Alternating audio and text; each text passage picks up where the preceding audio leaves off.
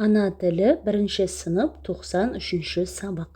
Сәлеметсіздер ме оқушылар? Бүгінгі сабақтың тақырыбы заттың санын білдіретін сөздер.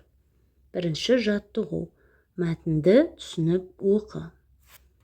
Қанша аң? Ормандағы аңдар жүгіруден жарыс өткізді. Жарысқа қатысқандардың екеуінен басқасы түлкі, екеуінен басқасы кірпі, екеуінен басқасы қоян. Жарысқа қанша аң қатысты? Мәтін мазмұны бойынша тапсырмаларды орындаймыз. Ормандағы аңдар қандай жарыс өткізді? Ормандағы аңдар жүгіруден жарыс өткізді. Келесі сұрақ: жарысқа тағы қандай аңдар қатысты деп ойлайсың? Жарысқа түлкі, кірпі, қоян қатысты. Мәтіндегі сұраққа жауап бер. Мәтіндегі сұрақ: жарысқа қанша аң қатысты?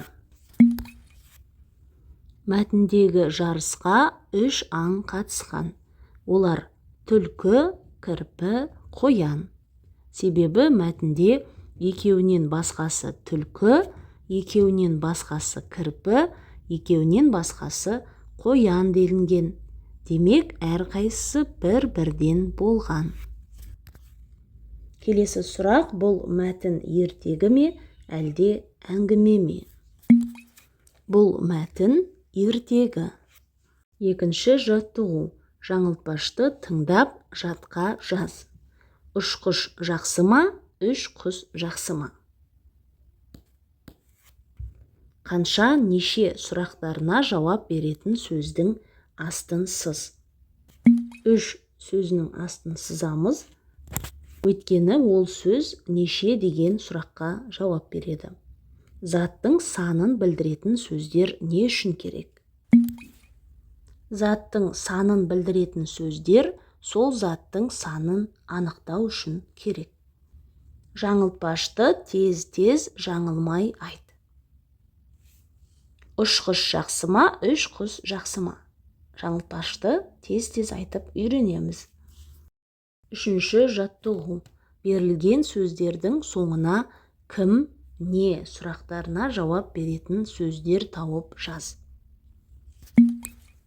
6 бала, 7 қоян, 8 кітап, 10 оқушы, 5 сынып.